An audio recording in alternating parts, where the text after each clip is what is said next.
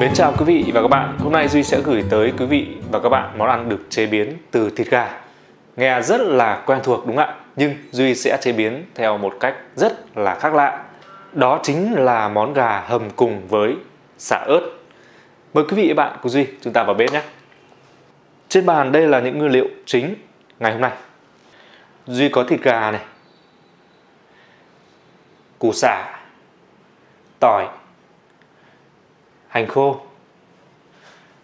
khô băm nhuyễn, tỏi băm nhuyễn, ớt và một số gia vị khác. Trong quá trình làm Duy sẽ cho thêm.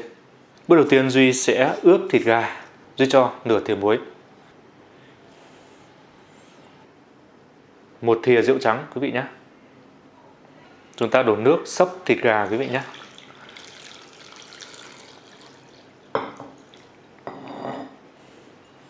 Sau khi Duy ngâm thịt gà để làm sạch 15 phút, Duy sẽ cho thịt gà vào chảo. Duy rán vàng thịt gà lên nhé. Đầu tiên là Duy sẽ làm nóng chảo và nóng dầu. Thịt gà quý vị nhớ là để ráo nước nhé. Gà chúng ta rán như thế này là được rồi quý vị nhé. Chúng ta sẽ bỏ ra một cái bát lớn. Từ cái chảo này chúng ta sẽ cho những món này vào.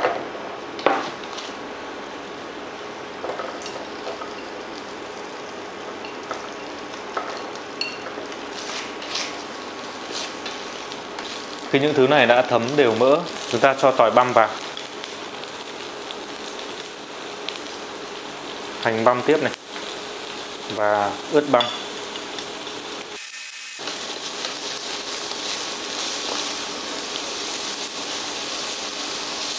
Mùi sả rất là thơm quý vị ạ. Thơm lắm, nức hết cả nhà.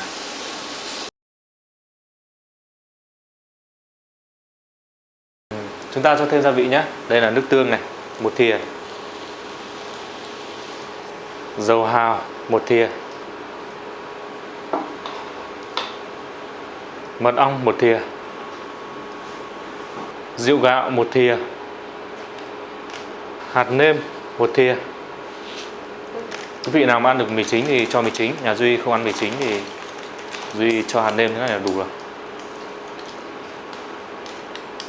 Đó, chúng ta đảo đều lên. Bây giờ chúng ta sẽ đổ các cái gia vị này vào.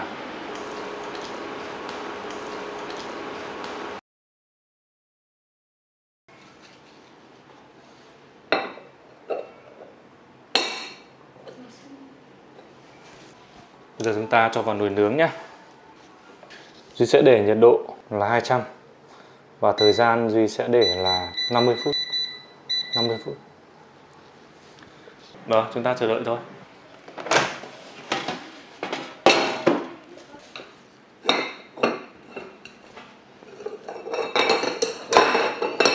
Wow, rất là nóng hổi, thơm ngon quý vị ạ.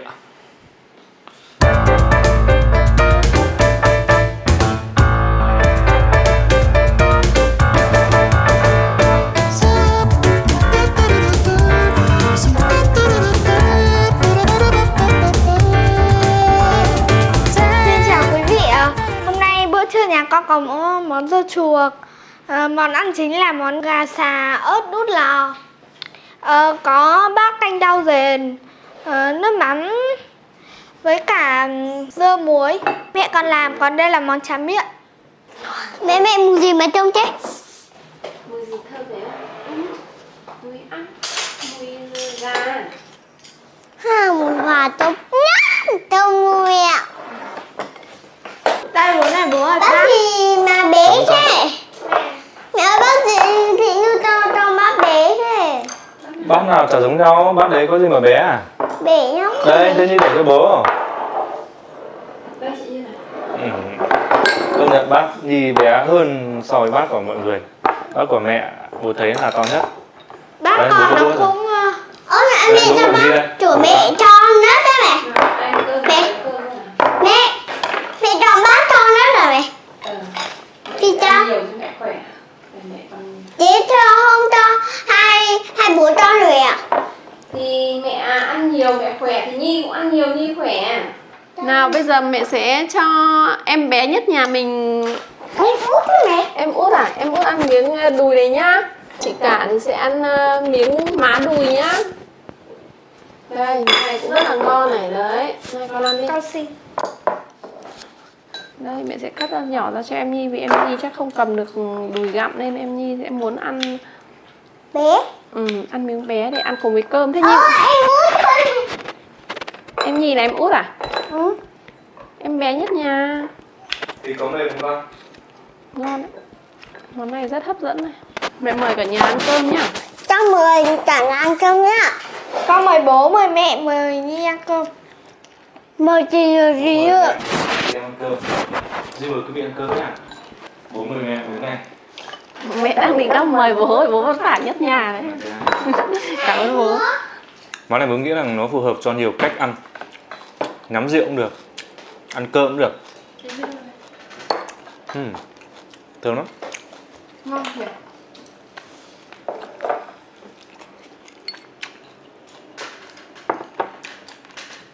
Món này là vừa tới.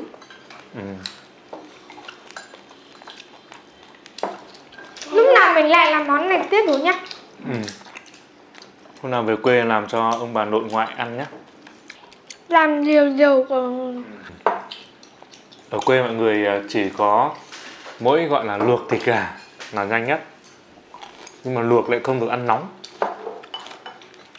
Ở quê mọi người cứ luộc thịt gà xong rồi chặt xong rồi chờ đông đủ mới trải ra ăn, nó mất ngon. bố tránh thêm ăn ngon để gì để nó nấu ngon. Nấu được nhiều món rồi. Còn mình nó lúc nào mình về quê mình mang nồi chiên không dầu lên bố nhỉ? Cũng được. Để mình làm món này xong rồi đợi mọi người đông đủ mình mới bỏ nồi ra. Sao mình không mua luôn một cái nồi mới để tặng ông bà? Tặng ông bà á bố? Tặng cả bà ngoại bà nội á?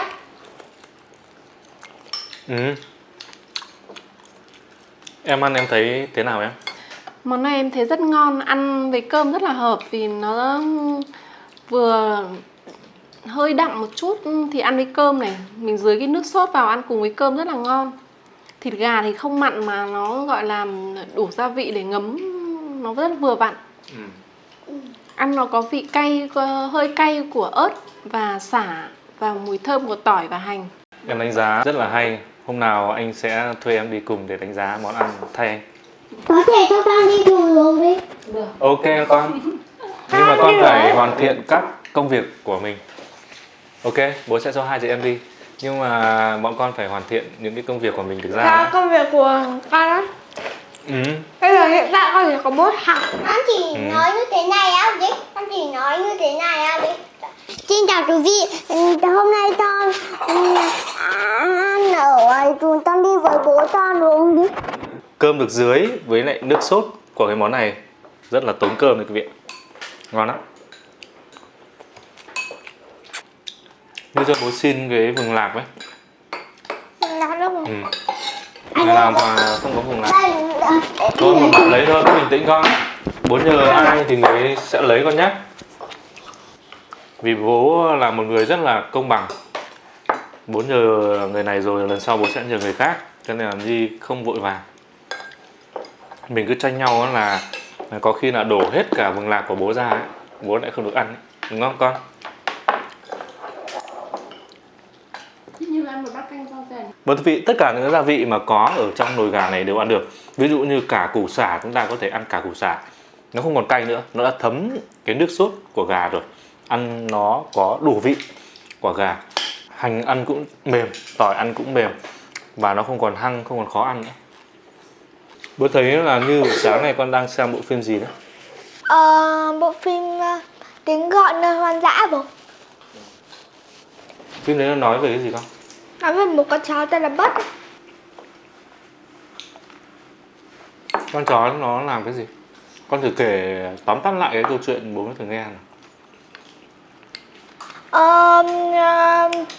Con chó đấy có nó kéo xe tuyết đấy bố.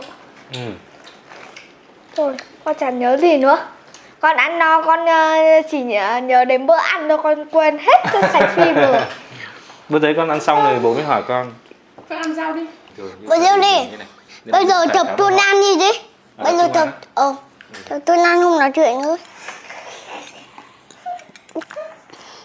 Lúc mọi người đang tập trung ăn Nhi lại nói chuyện bố nhỉ?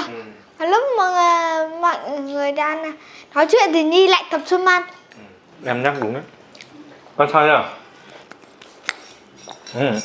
Rồi, con xong thì con dọn Bây bát đi. giờ đi bố thử bộ tròn đi. Bố nhỉ? Căng rồi. Nhi mẹ ăn no đấy. Ngân xong thì con dọn bát đi. Dọn bát của con cất đi. Con dọn bát rồi làm gì? Ok đâu.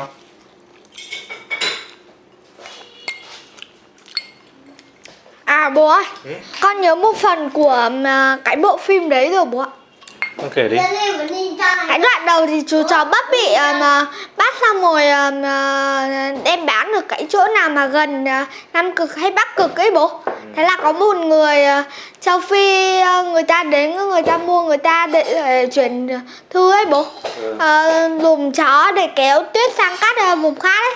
Thế là kéo đầu tiên chú chó Bất chạy chạy không chạy được bố ạ, tại vì nó không quen ở trên tuyết với băng.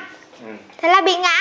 Xong rồi cái vợ của cái ông kéo thư đấy bố bị ngã xuống cái dòng sông Ban. Thế là chú chó Bất nhảy xuống cứu cái người vợ của ông phát thư đấy. Thế là gì nhỉ?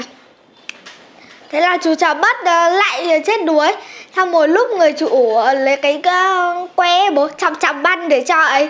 Thế là không biết ai cầm cái que đưa cho cái người chủ để phá banh ấy. Thì người chủ nhìn lại nhìn thấy cái con chó nó đang ngồi cạnh mình rồi. Đấy, phần câu chuyện con nhớ đấy. Nhảy như thế. Bất ngờ đúng không? Chú chó cũng bất ngờ là không biết là ai đưa chú chó lên à? Con nghĩ như thế. Cuộc sống nhiều thứ bất ngờ nhỉ? Con nghĩ là cái câu chuyện đấy nó có thật không? Phim đấy nó có thật không? Được rồi chị nữa à? Ngoài đời nó Như có đóng thật thử đi không? chị nữa. Thế bố nghĩ nó có thật không? Con thì con nghĩ có. Tại vì chó luôn chung này với chủ mà. Không được cho tay ở đây. Bố nghĩ là có thật. Mọi sản phẩm mà do con người suy nghĩ ra, tưởng tượng ra đều là thật hết. Con thích nuôi chó lắm bố. Đặc biệt là chó Alaska. Nhà mình nuôi thì tối cho nó ngủ cùng con nhé. Thôi, nếu mà nó ngủ cùng con thì bố với mẹ với Nhi ngủ bên phòng mẹ đi, con ngủ bên phòng bố cho. Lưu gì? Bố, hôm nay tao nuôi trò về thì tốt. Tao sẽ ngủ một mình tròn trò chán rồi đấy ạ. Bố nghe thấy tiếng ai thoang thoảng ở đâu vang lên đấy nhỉ? Ở dưới gầm bàn bố. Anh em chui xuống gầm bàn. Rồi, chúng ta xong rồi. Chào tạm biệt khán giả với con đây. Cảm ơn quý vị và các bạn đã xem video này. Chúc quý vị và các bạn luôn luôn mạnh khỏe và có những giây phút hạnh phúc bên gia đình mình. Nhớ ủng hộ Hà Nội Phố, ủng hộ Duy bằng cách nhấn like video cũng như chia sẻ video. Hẹn gặp lại quý vị trong những video sắp tới. Xin chào và hẹn gặp lại.